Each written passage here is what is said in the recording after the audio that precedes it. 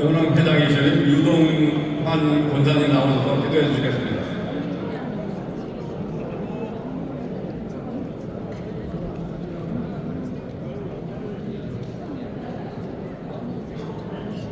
다 같이 기도드리겠습니다. 은혜가 풍성하시고 주님의 축복과 사랑 가운데 살게 하시길 감사드립니다.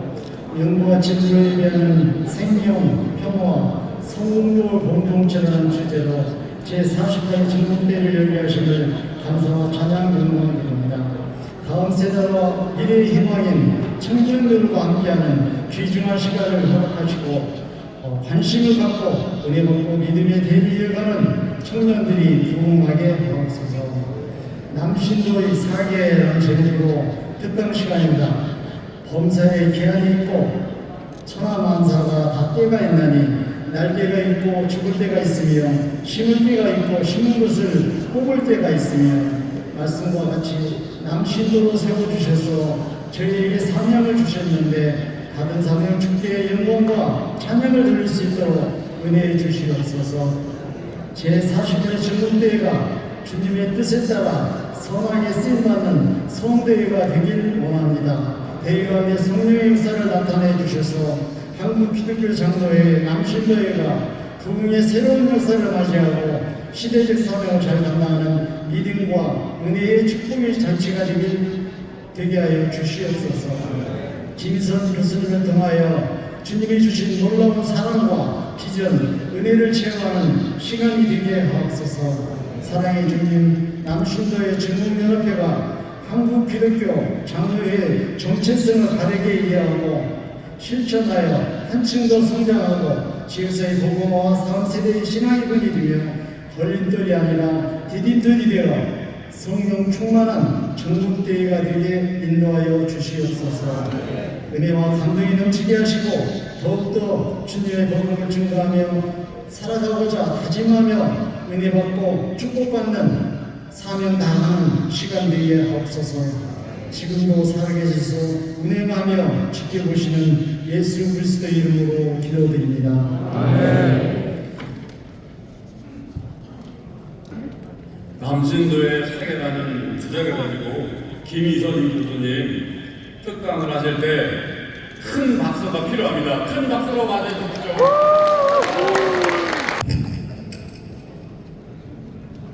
안녕하세요, 여러분. 안녕하세요. 김희선입니다. 한신대학교 신학부에서 기독교 상담을 가르치고 있는데요. 조금 전에 반응을 보니까 이미 찬양 때문에 이미 많이 고양되셔서 제가 여러분들의 호응을 유도하지 않아도 저를 춤추게 하실 것이라고 믿고 다시 한번 힘차게 인사드리면 제가 여러분들 박수와 환호소리를 듣고 오늘 강의를 재미있게 할지 지루하게 할지 결정하도록 하겠습니다. 안녕하세요, 김희선입니다.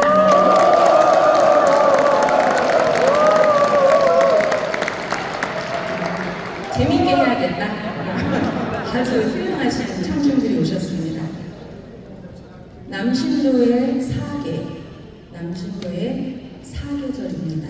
사계절에 대해서 여러분과 이야기를 하려고 합니다. 자, 김영효 장로님 어디 계십니까? 크게 읽어주십시오.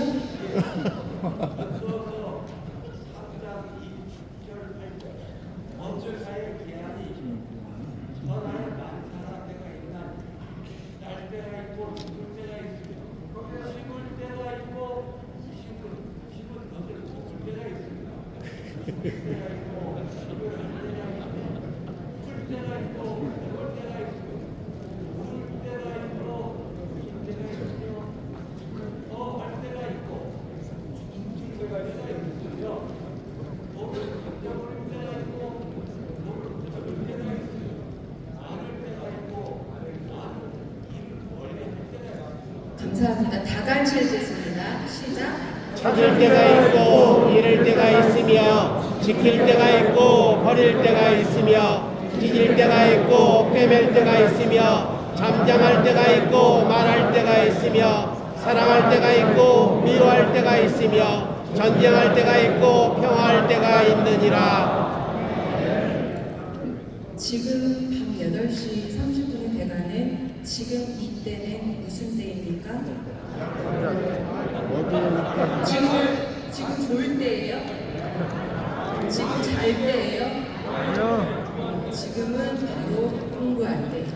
여러분이 집중하셔서 저에게 호응해 주시고 공부할 때입니다. 제가 어느 분에게 부탁을 드려볼까요? 우리 황지인 장로님께서 크게 읽어주십시오. 그 무엇보다도 너는 내 마음을 지켜라. 그 마음이 바로 생명의 근원이기 때문이다. 아멘. 지금 밤 8시 30분에 여러분에게 마음을 지켜라라고 하는 이유가 있습니다. 왜냐하면 우리가 어떻게 마음을 먹느냐에 따라서 덥다, 사람이 너무 많다, 피곤하다, 2박 3일 여기 있을 수 있을까, 아까 저 장로, 저 권사는 왜 나한테 그런 말을 했을까, 기분 나쁘네, 이걸 참아볼까, 이따 가서 한번 다시 말해볼까, 여러 가지 생각이 들 수 있는데 그 마음가짐이 여러분이 마음가짐을 이렇게 가지냐 이렇게 가지냐에 따라서 지금 공부하는 환경이 완전히 다를 수 있다는 것을 보여드리는 짧은 영상인데요. 남자 주인공이 뉴욕의 다리를 건너가는데 주위 환경이 한번 바뀝니다. 그거에 따라서 우리 기분이 어떨지 한번 보도록 하겠습니다.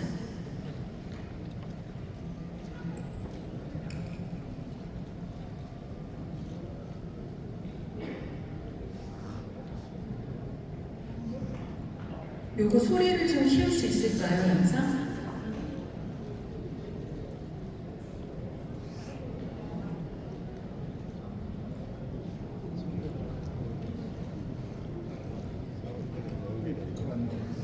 요게 영상의 소리가 나오지 않으니까 제가 영상을 틀지는 않도록 하겠습니다.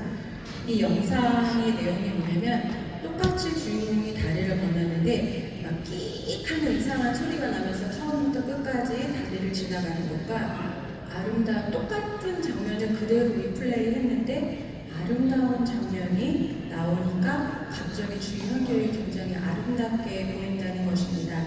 여러분들이 어떻게 마음을 먹느냐에 따라서 똑같은 풍경이 짜증이 나거나 불쾌할 수도 있고 굉장히 은혜롭고 기분이 좋을 수도 있다는 것입니다. 제가 이 얘기를 왜 하냐면요. 여러분 저는 저녁형 인간입니다. 그래서 저는 지난 10년간 오전 강의를 해본 적이 없습니다.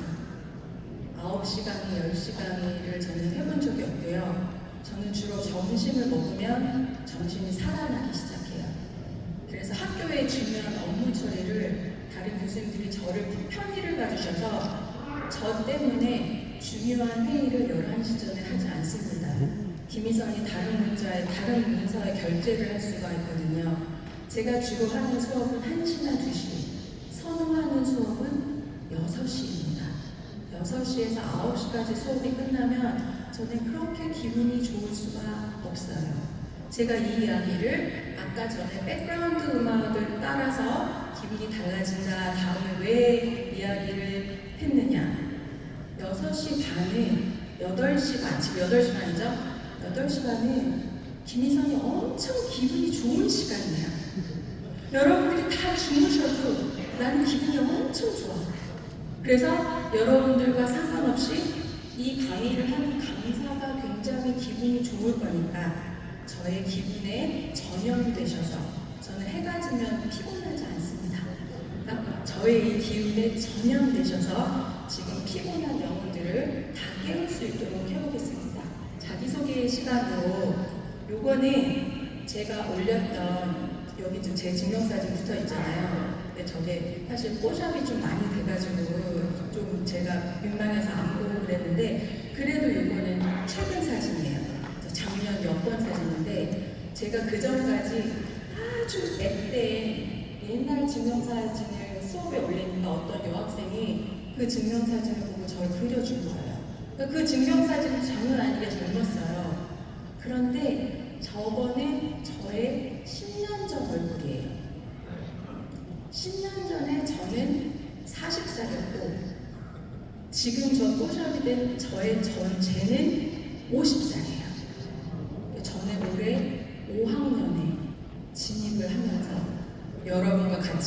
무게를 견주면서 우리 중년은 말이에요 할 수 있게 되었는데 제가 40대까지만 해도 수업을 하러 학교에 들어가면 학생들이 언니 교수님 먼저 와요. 제가 수업 준비 하고 있는데 하고 있는데 언니 교수님 먼저 와요. 그리고 더 보수적인 교단에 특강을 하러 갔을 때는 제가 특강을 하려고 여기를 막 올라가는데 누가 저렇게 작은 분도 계셨어요.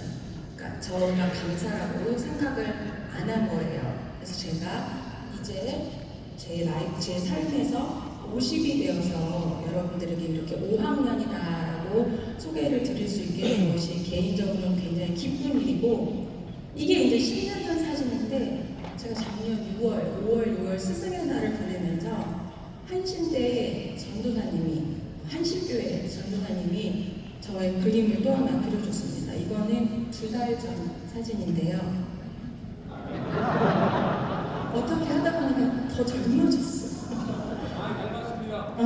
저번에 왜 그러냐면요. 제가 한신대학교 과잠을 입습니다. 학부생들이 입는 과잠을 제가 입고 돌아다니고 마스크를 쓰면 잘 모르잖아요. 눈만 보이니까. 근데 그렇게 쓰고 제가 과잠을 입으면서 한신대학교를 홍보하고 신학과를 홍보했더니 제가 더 이렇게 젊어졌습니다. 저에 대한 소개를 잠깐 드리자면요. 저는 기독교 상담을 가르치는 박사 공부했고 기독교 장로의 목사입니다.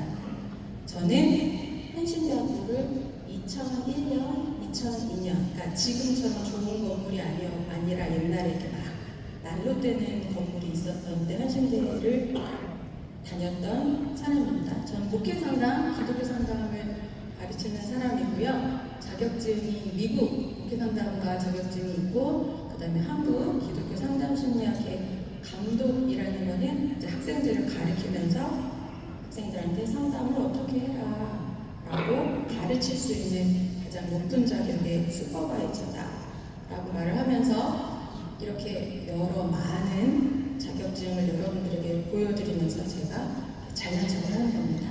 기독교 상담 전문가가 와서 여러분에게 상담이란 무엇인가 가르치다. 잘난 척을 하는 목이 타고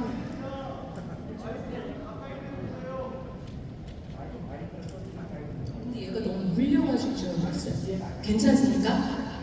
알겠습니다. 이렇게 하도록 하겠습니다.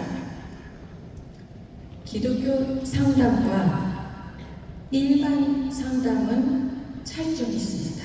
같지 않거든요. 저는 학교에서 기독교 상담을 가르치는 사람입니다. 저는 당연히 심리학을 많이 공부했어야 됐어요. 그리고 심리학을 학교에서 가르칩니다. 그런데 기독교 상담이라는 것은 한 날개에 일반 상담학, 일반 심리학을 쓴다면 기독교 상담은 또 다른 날개축에 신학이 있습니다. 그래서 종교적인 자원을 가지고 저를 찾아오는 내담자들의 문제에 종교적인 탐색을 할 수 있다라는 이야기를 하려고 하는 것입니다.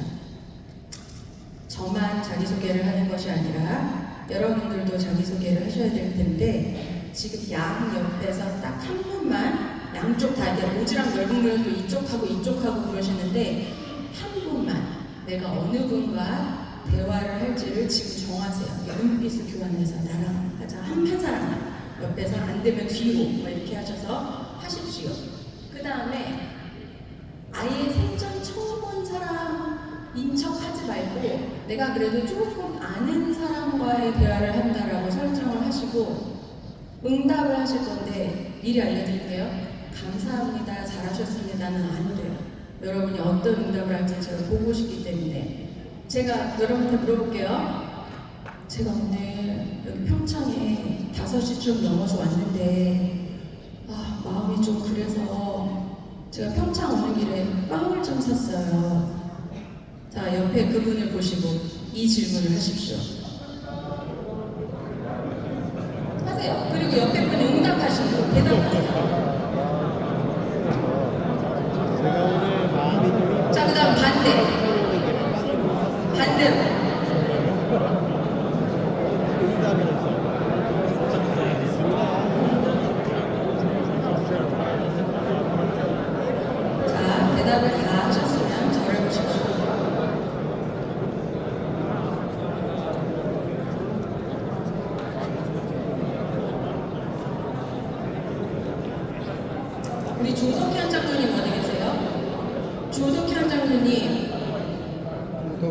분이 빵을 샀습니다라고 하셨을 때 뭐라고 응답하셨어요?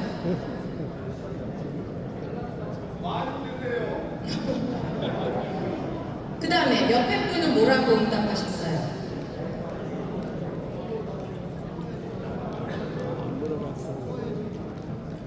그 옆에 진행팀, 여기 진행팀도 질문하셨어요? 여기 질문하셨어요? 서로? 하시고 싶으실 때 되게 어떻게 응답하셨어요? 같이 먹자. 또 맛있나요?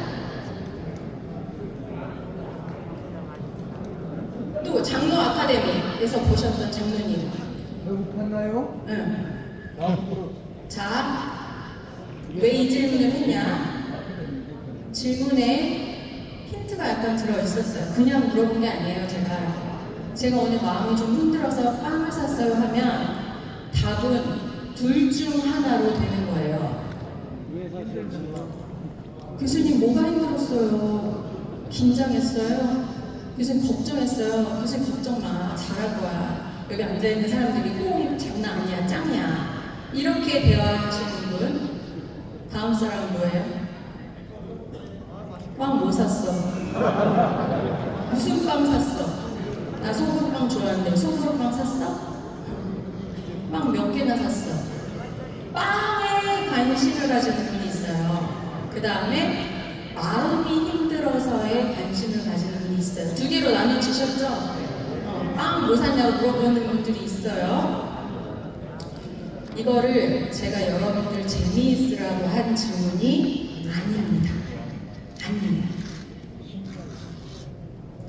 여러분들에게는 굉장히 어려우면서 사람들 만약 그렇게 해요. 그 FPT라고 뭐 있는데 그 MBT라고 뭐라고 있는데 애들이 맨날 물어싸는데 나는 모르겠어요 라고 하실 수 있는 건데 요즘 젊은 20대 학생들은 자기소개를 하라고 하잖아요. 제가 학부에서도 자기소개를 하라고 하고 신대원에서도 자기소개를 하라고 하면 20대가 많아요. 자기소개하라면 어떻게 하는 줄 아세요? 안녕하세요. 저는 김희선이고요. 저는 23살이고요. 그 다음 저는 고양이를 키웁니다. 아니면 저는 강아지를 키웁니다. 그러면서 반려동물 이야기를 바로 합니다. 나이다. 마지막이 MBTI예요. 저희는 뭐 ENTJ입니다. INFP입니다. 그러면 20대는 다 알아요? 신대원에는 50대, 60대가 계시거든요. 그럼 이제 고개를 푹 숙이시지. 저 말이 뭔 말인지 알아듣지를 못하거든요. 저는 여기에서 지금 오늘 이 자리에 MBTI 강의를 하러 온 건 아니어서 요거는 또 다른 1시간짜리 분량이에요. 오늘 이 얘기를 여러분하고 하지는 않을 건데요. 여러분이 아시면 좋은 거 하나는 맨 위에 E, 외향적인 사람들, 그 다음에 옆에 내향적인 사람, I. 나는 외향인이야, 나는 내향인이야가 어떤 거냐면 외향인, 내향인은 그런 게 아니에요. 저는요 되게 활발하고요, 사람들이랑 얘기 잘하고요, 저는 별 부끄러운 것도 없어요, 저는 외향이에요. 아닙니다. 저는요 사람들만 보면 너무 부끄러워서 얼굴이 빨개져요. 김희선 교수님 어떻게 마이크 잡고 얘기도 그렇게 잘해요? 저는 내향인가 봐요. 아닙니다. 외향인과 내향인을 가르는 기준은 내가 에너지가 다 나갔을 때 내가 에너지를 충전하는 방식이 나 혼자인가 아니면 밖에 나가서 사람들을 만나서 얘기하면서 대화하면서 집 밖으로 나가서 콧구멍에 바람을 쐬야 내가 에너지가 들어오는 사람은 외향이에요. 활발한 거하고 소극적인 거 아무 상관없어요. 교회에서 지금처럼 이런 2박 3일 수련회를 하잖아요. 내향인들은 집에 가서 2박 3일을 알아요. 여기서 이미 에너지가 너무 많이 소진됐거든요. 난 빨리 집에 가야 돼요. 집에 가서 혼자 TV 보고 책 보고 음악 들으면서 에너지를 보충해야 되는데 외향인들은 이 수련회 끝나고 어떡합니까? 집에 가요. 이 사람들이 뒤풀이 갑니다. 자, 어디 가서 커피 한잔 합시다. 우리가 이렇게 만나기 쉽지 않아. 어디를 가? 이러면서 그런 사람들은 외향인이라는 것입니다. 보기 말씀드리고 아까 내가 마음이 우울해서 빵을 샀는 데가 T하고 F예요. 빵 뭐 샀냐? 소보루빵 샀냐? 빵 몇 개 샀냐? 아이고 3개만 사냐? 정없다. 사람이 왜 그래? 이런 사람들은 T예요. 사고 자꾸 머리로 무슨 빵을 샀냐? 뭐 콜라도 사오지 그랬냐? 뭐 이렇게 자꾸만 빵으로 가는 사람들은 T고요. 왜 우울했어요? 왜 마음이 힘들었어요? 라고 물어보는 사람들은 F예요. F는 마음이 갇히면 그냥 끝난 겨. 인간관계에서 내 마음에 섭섭이가 들어갔어. 다시 안 만나.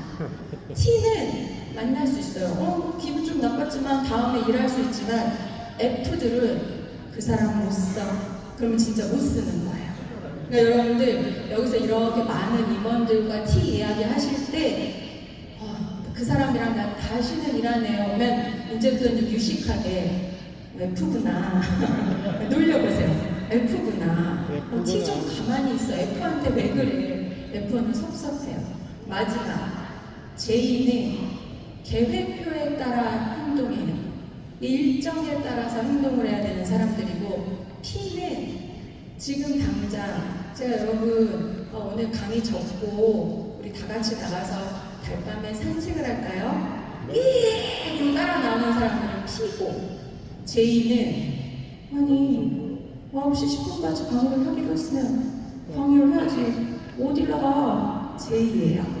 그런 차이가 있다는 거죠. 여러분들 교회에서 일하실 때 같이 일하는 임원들끼리 갈등이 있는 게 아까 T하고 F 때문에 갈등이 일어나요. 누구 하나는 지적질을 계속하고 F는 자기에 대한 공격이라고 생각해서 그 사람이랑 관계가 틀어지고요. J하고 P는 아무렇게나 해도 돼요. 이렇게 해도 되고 저렇게 해도 되고 김희선이 다시 내일 특강을 해도 되고 아무렇게나 해도 되는 사람들이고 J는 시간표에 따라 움직이는 사람들이에요. 제가 만약에 여러분한테 시간이 있어서 지금부터 2박 3일 평창에서의 수련회를 계획해보세요 라고 하면 여러분 생각해보세요. 만약에 나한테 그 임무를 준다. 그럼 나는 어떻게 할까 생각해보세요. P들은 이렇게 합니다. 첫날에는 순두부 좀 먹고 저녁에는 횡성 가서 한우를 한번 먹을까요? 둘째 날은 좀 늦게까지 자다가 모르겠네. 어디 커피 마실 때 있나? 이런 사람들 피해. J는 어떻게 할까요? 먼저 전지를 가지고 옵니다. 줄을 짝짝 그어. 첫날, 둘째 날, 셋째 날. 순두부를 먹으러 가면 전화해봐. 여기가 휴무인지 지금 휴가인지 계획대로 돼야 됩니다. 여러분들은 지금 장로님, 권사님이지만 제가 목사님들, 전도사님들 워크숍을 할 때 밑에서 웃긴 얘기를 좀 해드리거든요. 계획대로 돼야 되는 분이 담임 목사예요. 그 다음에 이리 바꾸고 저리 바꾸도 마지막에 하고 막 대충 해도 되는 분이 부목사예요. 갈등이 일어나요. 그럼 제가 물어봐요. 목사님들 J 손 들어요? 목사님들 손 들어요? 부목사님들 P 손 들어요? 밥 손 들어요? 담임 목사님이 저 속 터져 죽습니다. 일을 하라고 하면 1시간 전에 갖고 옵니다. 그럼 P인 전도사님이 1시간 전에 갖고 온 거 진짜 빨리 갖고 온 거 아닌가요? 이렇게 말을 해요. 그래서 제가 J 담임 목사님에게 나중에 담임 목사님들 어떻게 하세요? J 목사님이 다 이렇게 말해요. 제가 그냥 해요. 속 터져서. 요건 괜찮아. 근데 요건 괜찮아. 이게 말 바뀌어. J 부목사님이 수련회 평창 하나 리조트 예약하고 일정 잡고 강사 소개하고 다 잡아놨어요. 근데 P인 담임 목사님이 첫째 날 강사 바꾸자. 어느 장로님 만났는데 하나 리조트 말고 더 싸게 갈 수 있는데 거기 가자. 몇 번만 해요. 그러면 J 부목사 계획대로 돼야 되는 부목사는 어떻게 하는 줄 아세요? 여기 갖고 다니는 거 있잖아요. 부목사가 사표 쓴대요. 못한대요. 못 참는데요. 이거를 그래서 여러분들에게 이거를 외우라고 알려드리는 건 아니고요. 이거 못 외워요. 알려드리는 건 아니고 누가 누구에게 맞춰줘야 되는 거는 있어요. 이것만 기억하시면 돼요. T들은 아까 빵 얘기에 집중하셨던 분들은 F한테 맞춰줘야 돼요. 그렇지 않으면 F가 마음에 상처를 입으면서 그 사람을 다시는 보고 싶지 않아요. J하고 P, 계획대로 돼야 되는 사람이랑 그냥 무계획이어도 즐겁게 잘 따라갈 수 있는 사람일 때는 누가 누구한테 맞춰줘야 될까요? P가 너무 잘하신다. P가 J한테 맞춰줘야 돼요. P는 그 계획에 따라도 상관없고 안 따라도 상관이 없는데 J는 집에 가고 싶은 거예요. 이게 왜 계획대로 되지 않고 있지? 이게 제가 모든 J인 여러분들을 위해서 9시 10분에 정확히 끝낼 거예요. 걱정하지 마십시오. 아직 안 끝났거든요. 자, 제가 상담을 하는 사람인데 상담을 한다고 하면 제가 전문 상담사로 왔잖아요. 저 전문 상담사에 지금도 내담자가 있어요. 상담을 한다 그러면 여러분들도 그 말씀을 하세요. 저한테 교인이 와서 제가 이런 상담을 해줬는데 목사님 잘한 건지 모르겠습니다. 제가 뭐라고 이야기를 해줬습니다. 여러분들이 생각하는 상담의 대부분의 모습은 컨설팅입니다. 딱 듣고 그러니까 이런 거지. 그러니까 집사님 그렇게 하면 안 돼. 집사님 그때 그렇게 말했어야 돼. 목사님 그렇게 하시면 안 됐었어요. 목사님 이렇게 하셨어야 돼요는 컨설팅이에요. 부동산에 갔을 때 빌라 사지 마세요. 지금은 집을 살 때가 아닙니다. 어느 동네에 집을 사세요. 전문가가 이렇게 해라 하지 마라라고 알려주는 게 컨설팅인데 저 기독교 상담이나 대부분의 상담을 하는 사람들은 제 앞에 앉은 사람한테 이래라 저래라 하지 않습니다. 왜냐하면 제가 아무리 전문가라고 남의 인생에 책임을 질 수가 없어요. 그 교회를 나와라. 그 교회를 계속 다녀라. 그 남편하고 계속 살아라. 그 남편하고 살지 말아라. 어쩌려고. 절대 이래라 저래라 하지 않습니다. 상담으로 생각하시면 교수님 전문가니까 빨리 들으시고 저에게 좋은 말씀 좀 해주세요. 하지 않습니다. 충고하지 않고 조언하지 않고 제가 장로님 그동안 지켜봤는데 장로님 이런 면이 좀 있으신 것 같아요. 그거 평가예요. 상담, 남에 대한 평가하지 않습니다. 교인들끼리 신앙공동체에서 지켜보다가 권사님 내가 그동안 지켜봤는데 권사님 이것만 고치면 딱 좋을 것 같아. 장로님 이것만 고치면 정말 좋은 장로님이 될 것 같아. 이게 도대체 욕이에요? 칭찬이에요? 집에 가면 기분이 나쁜 거예요. 저게 무슨 말이야? 좋은 말이야? 나쁜 말이야? 그런 말을 하지 않습니다. 그게 다 평가와 판단이기 때문에 상담은 충고와 조언과 평가와 판단을 하지 않는 것이다. 그래서 일반 상담은 이렇게 다른 사람의 언어나 비언어적인 표현을 보면서 치료관계적 동맹을 맺는 거라면 기독교 상담은 요거에 하나를 더 갖다 붙인다라는 것입니다. 기독교적 전통과 자원을 활용해서 성서도 보고 성경 말씀도 보고 그 다음에 신학에서 일어났던 여러 가지 학문적인 공부도 하면서 내 앞에 앉아있는 사람의 삶의 문제들을 신학적인 관점에서 해석할 수 있는 능력을 보여주실 수 있다라는 것입니다. 여러분들이 교회에서 굉장한 중직을 맡으시는 분이기 때문에 이 자리에 앉아 계셨을 때 교인들이 왔을 때 신앙적인 상담에 대해서 만약에 고민을 한다면 여러분이 말을 조금만 잘못하면 그 사람에게 굉장히 치명적인 독이 될 수 있는 말을 할 수 있다라는 거예요. 고통 속에 있는 사람에게 하면 안 되는 말 만약에 했으면 손들지 마시고 그냥 오늘 밤에 조용히 참회 기도를 하시면 돼요. 고통 속에 있는 사람에게 하나님이 견딜 수 있는 만큼의 짐만 주신다. 견딜 수 없는 짐을 지고 간 사람 너무 많은데 하나님 견딜 수 있는 짐만 주신다라고 말씀하시면 안 된다는 거예요. 전문가에게 그렇게 중요한 건 예수님의 십자가 봐라. 예수님을 보면 뭐든지 이겨낼 수 있다. 물론 그럴 수 있어요. 그런데 예수님의 십자가를 보고도 그거를 견뎌낼 수 없는 커다란 고통이 있는 사람 앞에서 예수님의 십자가를 보고 이것을 묵묵히 이겨내라.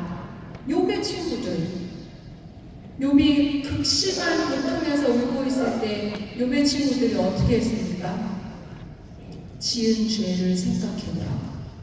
제가 기도할 때 가끔 들을 때 되게 무서운 말이 알고 지은 죄, 모르고 지은 죄 다 용서해 주시고, 모르고 지은 죄를 어떻게 용서해 줘요? 그것까지는 모르겠는데, 친구들이 네가 지은 죄가 있어서 이 벌을 받았을 것이다 라는 게 저주 같은 말인 거예요. 교회에서. 그래서 자기에게 커다란 비극을 경험한 사람들이 교회에서 교인들이 위로한다고 그런 말을 했다가 교회를 떠나는 교인들이 많다라는 말. 그러니까 여러분들이 그러면 어떤 말을 해줘야 될지까지는 오늘은 너무 가지 마시고, 내가 그동안 이런 말을 했는데 내가 잘못했구나. 내가 차라리 입을 딱 다물고 그 사람 앞에서 울어줄 걸 그랬구나. 내가 잘못했구나. 라는 생각만 있어도 오늘 커다란 것을 배워가셨을 것이다 라는 생각을 합니다. 그래서 그렇다고 해서 종교적인 이야기를 강박적으로 하는 것이 기독교 상담이다. 아니다.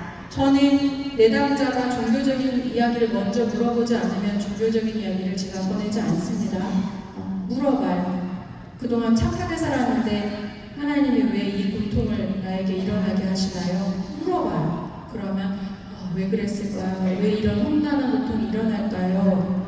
그러면서 하나님이 우리 손을 붙잡아 주시고 우리랑 함께 가신다라는 말에 조금 더 무게를 실어줍니다. 남신도 오늘 여신도들도 계신데 이제 저희 교회에서도 지금 남신도 이거 한다고 전 교회 포스터가 쫙 붙지 않았습니까? 여신도분들도 꽤 많이 앉아 계셔서 저희 교회에서 저희 여신도 권사님들이 저한테 뭐라고 하셨냐면, 목사님 거기 가면 시커매. 근데 오늘 보니까 안 시커하네. 오늘 보니까 청록색이네. 제가 시커멀까라고 생각을 했어요. 그래서 우리 여신도 분들이 거기 가면 시커하니까 목사님은 밝은 색 옷을 입고 가요. 그래서 제가 이렇게 보라색, 초록색 막 여기가 시커멀까라고 생각한 것도 저의 착각이죠. 청록색이네. 제가 오늘 남신도대회 가고 나서 남신도 전국대회 시커멓지 않다고 제가 말씀드리겠습니다. 제가 너무 힘을 주고 왔군요. 남신도들은 어떻게 자기 자신을 돌볼 수 있을까? 어떻게 건강한 몸과 건강한 마음을 가질 수 있을까? 여러분들 궁금하실 텐데요. 시간을 많이 드릴 수가 없지만 자기 혼자 내 인생의 사계절을 한번 생각해 보세요. 요거는 나이 순으로 가는 게 아니에요. 내 인생에 언제가 봄이었을까? 무언가를 시작하고 파릇파릇 초록 잎사귀를 피우고 아니면 벚꽃들을 보면서 마음이 설렜던 내 인생의 봄은 언제였을까? 내 인생의 여름은 언제였을까? 뜨거운 비와 뜨거운 날씨 함께 파릇파릇하게 초록이 무성해 갔던 시기는 언제였을까? 내 인생의 가을.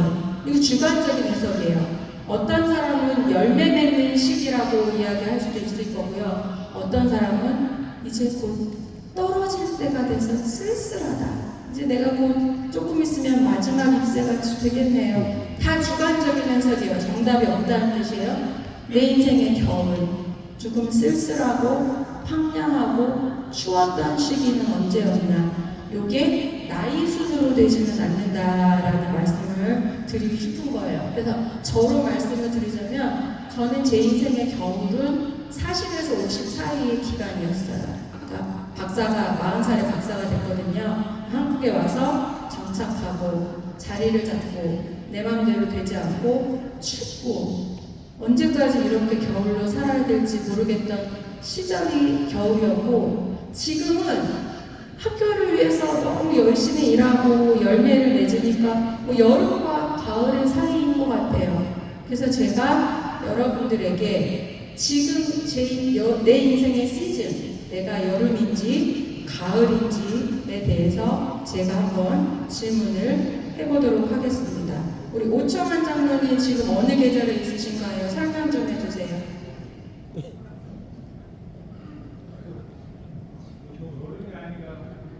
이유는 무엇인가요?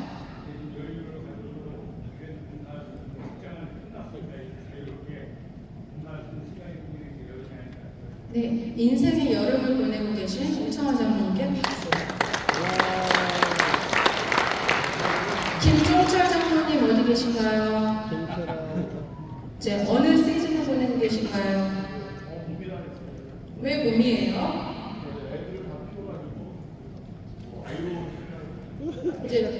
이제 아내랑 꽃놀이 가실 거예요? 박수.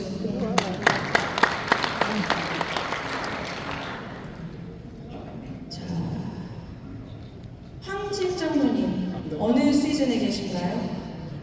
저는 여름에서 가을로 넘어가는 중입니다. 이유는 무엇입니까? 제가 지금까지 하면서 경험하고 축제 같은 것들을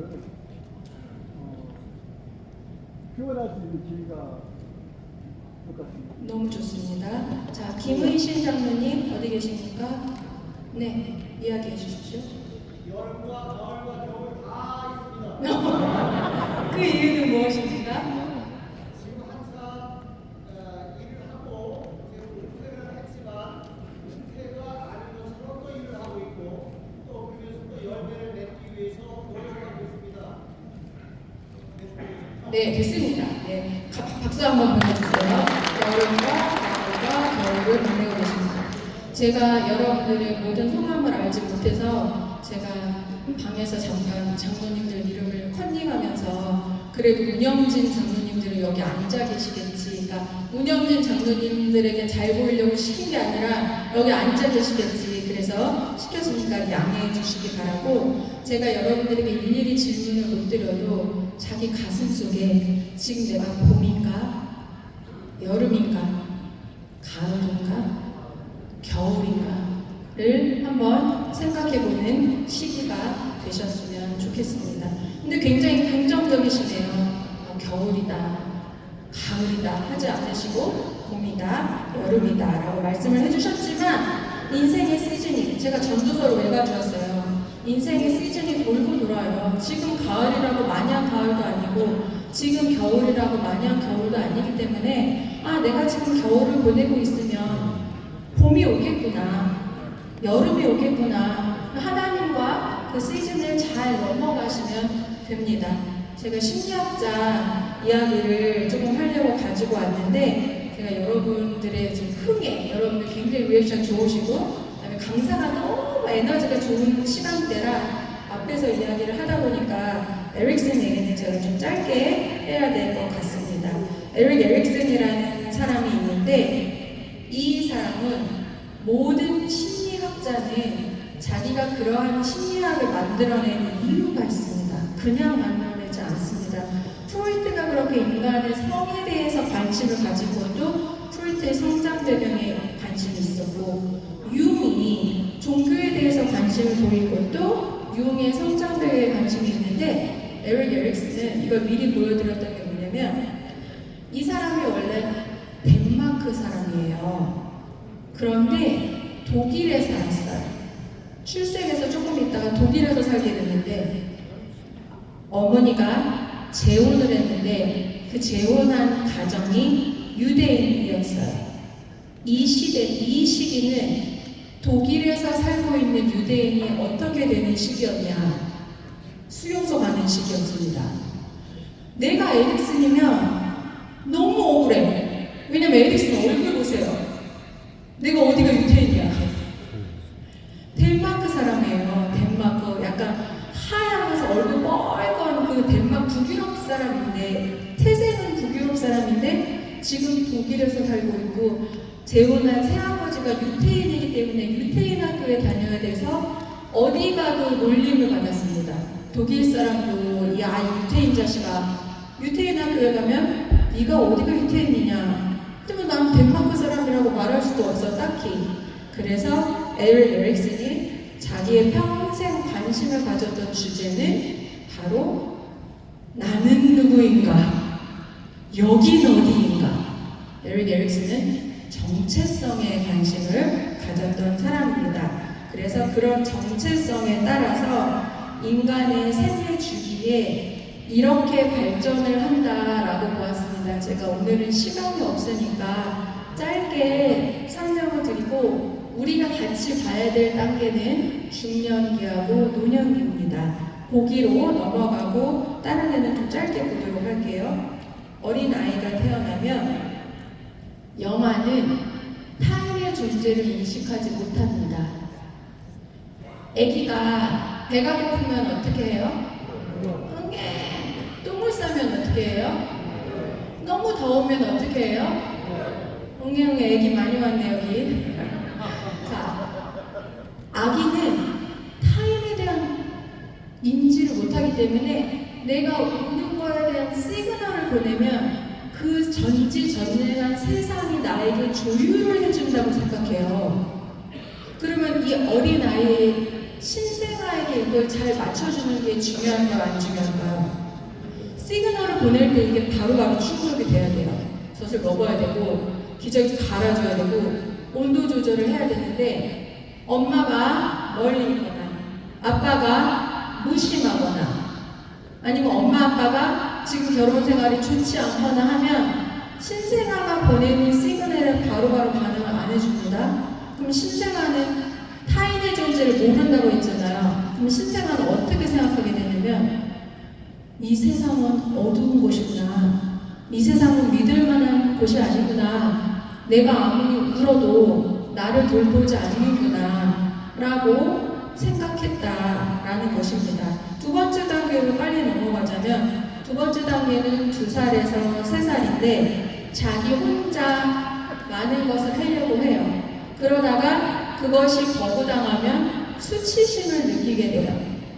2살, 3살에 자라게 되는 게 뭐냐면 아기가 엄마 손을 잡고 가요. 아빠라고 할게요. 아빠가 아닌가? 아빠 아니야? 할아버지인가?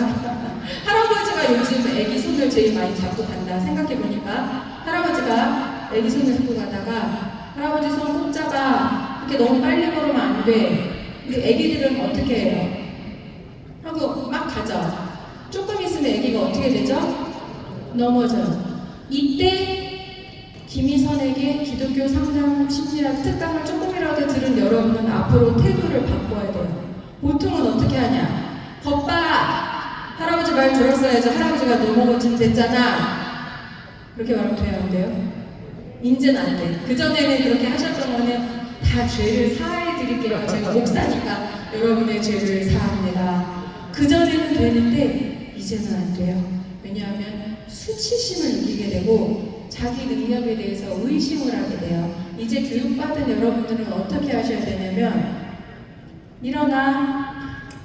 넘어졌으면 일어나면 돼. 툭툭 타고 일어나. 뭐 울지마도 하지 마세요. 그 남자는 울지 않는다 때문에 여러분 평생 얼마나 고통받고 살았어요. 좀 울면 어때? 울지마 하지 마시고 일어나. 네가 넘어졌으면 일어나서 다시 걸으면 돼를 가르쳐 주셔야 수치심이나 의심이 없게 자라날 수 있다. 네가 책임져. 네가 그렇게 하면 돼 라고 말을 하면 되고 세 번째부터는 얘네들이 주도성을 가지고 자기 주도적으로 하려고 합니다. 그래 네가 할 수 있지. 네가 잘해. 그런데 그것에 대해서 비난을 가하게 되면 너는 왜 네가 그렇게 다 하려고 그러니? 거봐 너는 못하잖아. 너는 맨날 네가 한다 그랬다가 너는 끝맺는 게 아무것도 없니? 우리 자라나면서 이런 소리 들어봤죠. 죄책감을 가지게 됩니다. 난 이기적인 사람인가? 난 한다 그랬다가 끝을 못 맺는 사람인가? 이런 생각을 할 수 있는 시기가 있다라는 것이고 얘는 이제 학교 들어갔어요. 초등학교에 들어간 애는 굉장히 많은 것을 근면하게 배워야 될 시기이고 자기가 빨간색이랑 파란색을 섞으면 뭐가 될까요?를 잘 알지 못하면 열등감을 느끼게 된다고 합니다.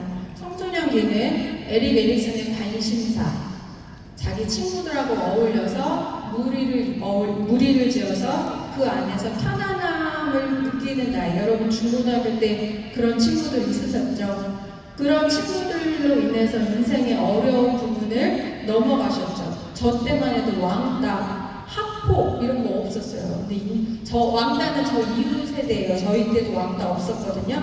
지금 이제 학교폭력까지 난리인데 무리 안에서 정체감을 느끼지 못하면 역할의 혼미를 느낀다. 정체성의 혼란을 느낀다. 성인 전기, 20대, 30대 그래서 누군가와 친밀한 관계, 오래 연애를 하고 사랑을 하고 그런 걸 느끼는 시기고 그렇지 않으면 고립감, 아 나는 연애를 잘 못하는구나, 난 이러다가 결혼도 못할 수 있나 이런 생각을 할 수 있게 된다. 이제 우리 이제 50대, 중년, 장년으로 넘어와서 생산성, 아 내가 이 사회를 위해서 내가 뭔가 베풀고 싶다. 일이 있으신 분은 일을 통해서 표현하실 수 있고 만약에 일이 없으신 분은 자원봉사를 통해서 그다음에 여기 교회 다니시는 분은 너무 좋은 거예요. 이미 교회를 다니고 있기 때문에 여러분들은 이 생산성을 교회 활동을 통해서 이미 발휘하고 계신 분들입니다.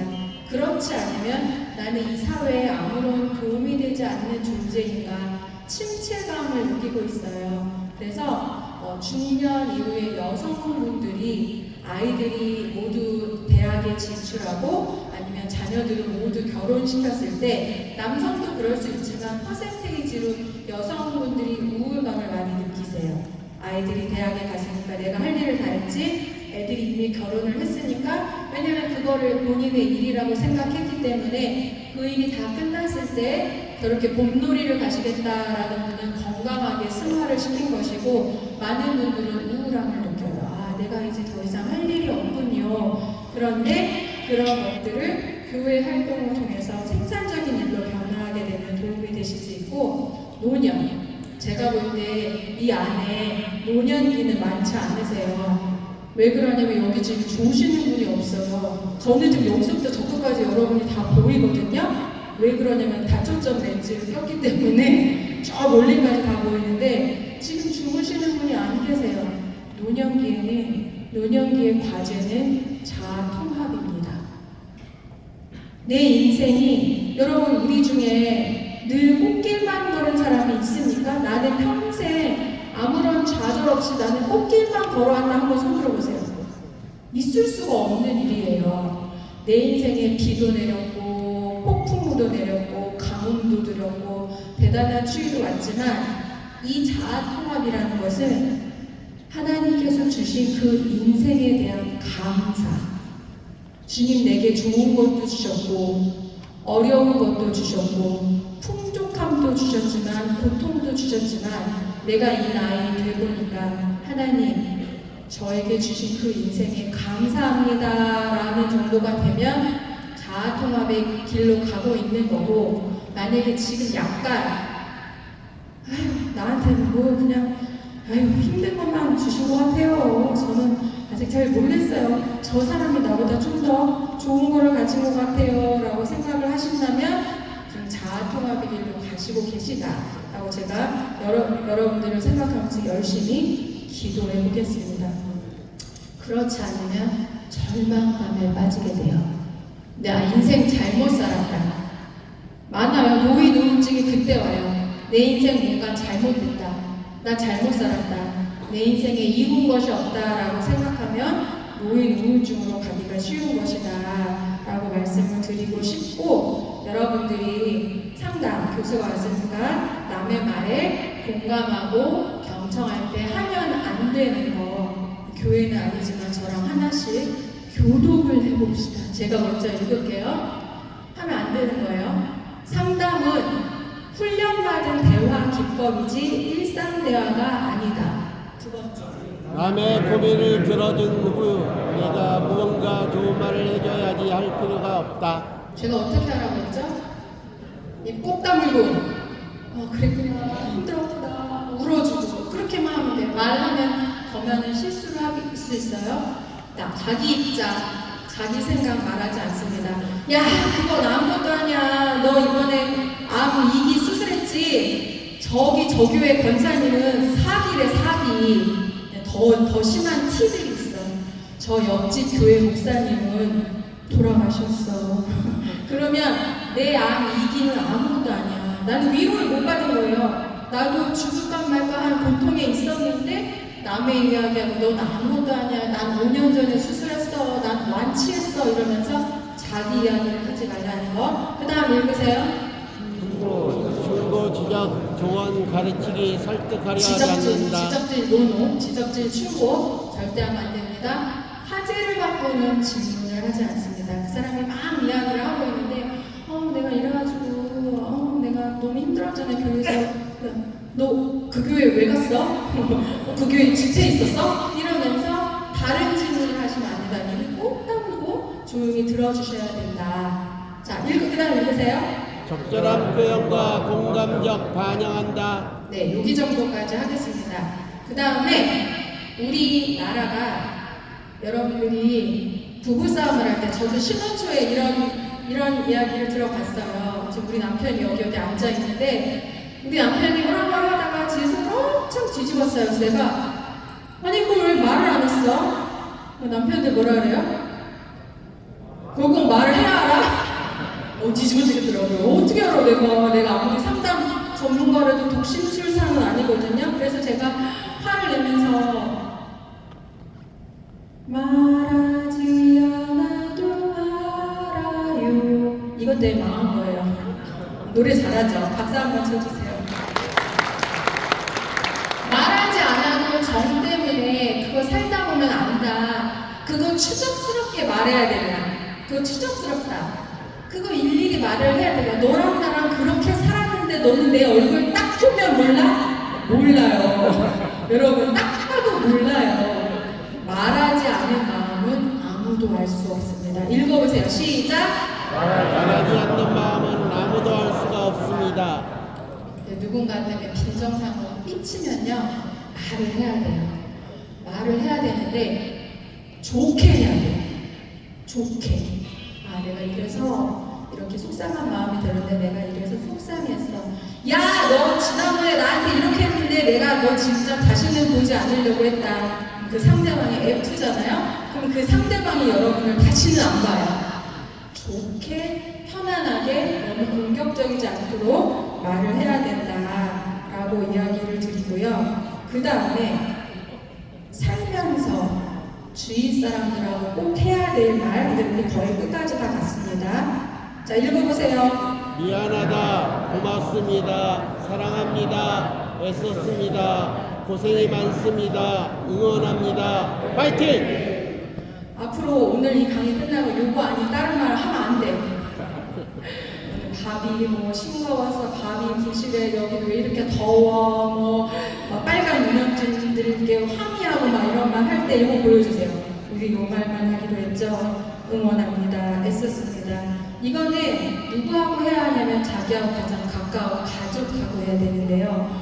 가족하고 이 말을 안 하는 거예요. 왜냐면 말하지 않아도 안다고 생각을 해서 자기 배우자랑 자기 자녀, 부모님께 이 말을 이것이 끝나면 꼭 하시기를. 미안하다, 고맙다, 사랑한다, 여보 애썼어. 그러면은 그 여보가 여보 남친구에 내가 매년 보내줄게 할 거예요. 갔다 와서 여보 애썼어 꼭 말해주십시오. 이런 말을 하면서 살 수 있는 우리가 되기를 하고요. 제가 기독교 상담학 교수라 여러분들께 한신대학교 수유리 신대원 캠퍼스에 이제 상담센터가 오픈합니다. 그래서 제가 며칠 지나면 상담센터 센터장으로 발령을 받을 거예요. 그래서 지금 센터를 예쁘게 꾸미고 있는 중입니다.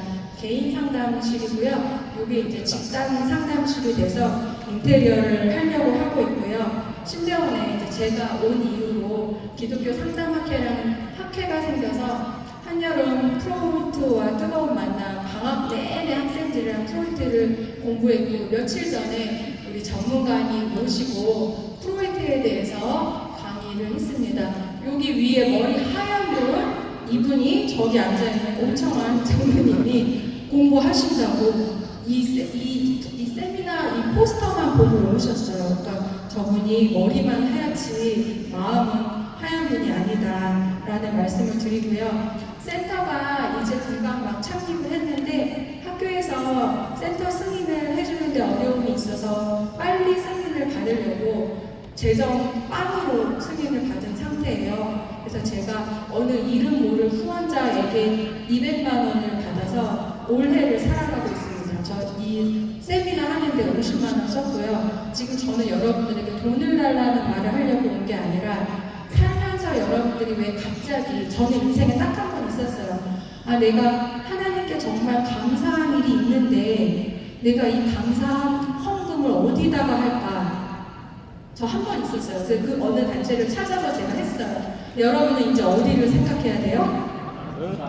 살면서 딱 한 번. 아, 여기서 1000명이니까 살면서 딱 한 번이면 제가 죽을 때까지 걱정 없겠다라는 생각이 들지만 제 말은 센터를 위해서 많은 사람들의 상담을 들어주고 많은 신학생들을 훈련시킬 수 있는 기간이 될 수 있도록 여러분들이 상담센터를 잊지 않고 기도해 주시면 좋겠습니다. 남신부는 어떻게 하면 자신을 돌볼 수 있을까요? 여러분들이 이제 수업을 들으셨기 때문에 여러분들 앞으로는 입이 없어요. 며칠 동안 입이 없죠.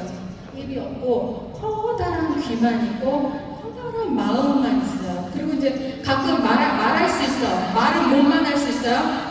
잘했다, 응원한다, 애쓴다, 사랑한다. 그 말 외에는 아무것도 할 수 없으니까 여러분들이 굉장히 말조심을 하게 되실 거고, 스트레스를 많이 받았을 때 스트레스에 대한 대처 전략은 어차피 인생은 똑같아요. 행복에 대한 민감성을 높일 수밖에 없어요. 작은 일에 행복하고 작은 일에 감사하고 그러면 그 사람이 더 행복한 사람이 되는데, 제가 마지막으로 이거 하나만 알려드리고 갈게요. 어떻게 하면 행복할 수 있냐? 읽어보세요. 맛있는 거 먹기, 요거보다 더 행복한 게 있어요. 좋은 사람 만나기, 가장 행복한 것은 좋은 사람들과 맛있는 거 먹기. 여러분들 평촌에 오셔서 남신도 이 연합회에서 좋은 사람들을 만나서 새끼 맛있는 거를 먹고 있는 여러분들이 지금 가장 행복한 사람들입니다. 믿으시면 아멘 하십시오. 여러분들 너무나 행복하신 분들이에요. 자, 우리 모두 하나님의 형상을 따라서 이 세상에 왔고 인생의 사계절을 보내면서 살아가고 있는 사람들입니다. 나 혼자 싹을 틔울 수 없는 것이고 우리 교회 사람들, 내 옆 사람들, 내 가족이 함께 싹을 틔워주어야 하고, 함께 여러 명이 모아서 내 옆에 있는 사람들과 나와 내 가족과 여러분들 교회에서 하나님의 형상을 닮아가는 모습으로 살아가실 수 있기를 제가 계속해서 기도하겠습니다. 여러분 상담센터에서 기도해 주세요. 자, 아주 젊은 김희선 여러분에게 마지막으로 인사드리겠습니다.